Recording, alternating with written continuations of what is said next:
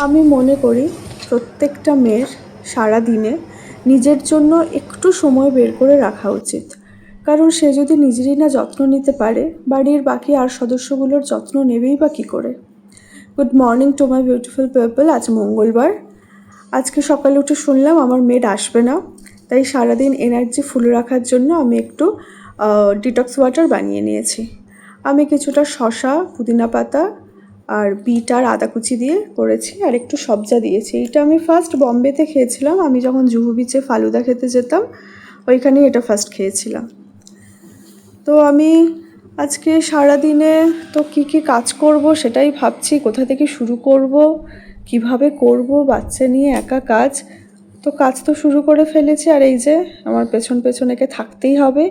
বাড়ির এত জায়গা চারিদিকে, কিন্তু আমি যেইখানে কাজ করব ওকে ঠিক সেখানেই থাকতে হবে।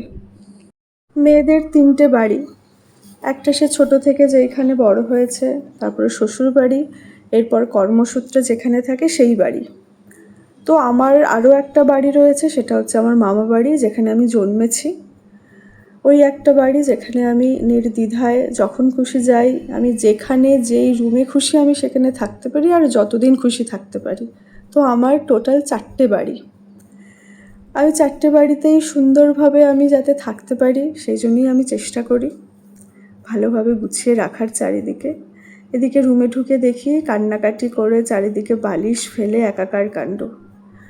আমি কি করব, আমাকে তো কাজটা করতেই হবে। এই ঘর মুছতে মুছতে ওকে আমি অনেকভাবে সামলাচ্ছি। বিছানাতে আছে, ভয়ও লাগছে যাতে না পড়ে যায়, কিন্তু ওকে নিচে নামালেই ও ডান্ডা ধরে থাকবে, আমাকে কিছুতেই ঘর মুছতে দেবে না।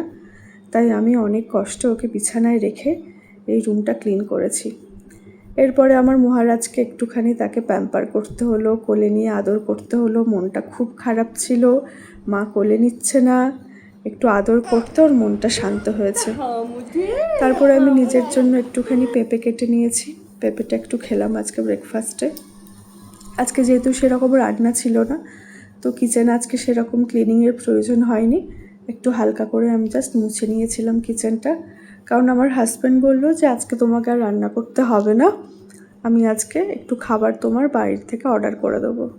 তো সত্যি এই গরমে আমি বাইরের খাবারটা খেতে চাইছিলাম না, কিন্তু কিছু করারও ছিল না।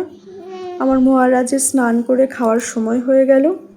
এরপর দেখলাম ও কিছু রাইস অর্ডার করেছে, এখানে ইয়েলো রাইস, আর সাথে মনে হয় কিছু একটা তরকারি নাকি বলে এটাকে, আর একটা রায়তাও দিয়েছে। কিন্তু দুর্ভাগ্য আমি খেতে পারলাম না, সে চিৎকার শুরু করে দিয়েছে।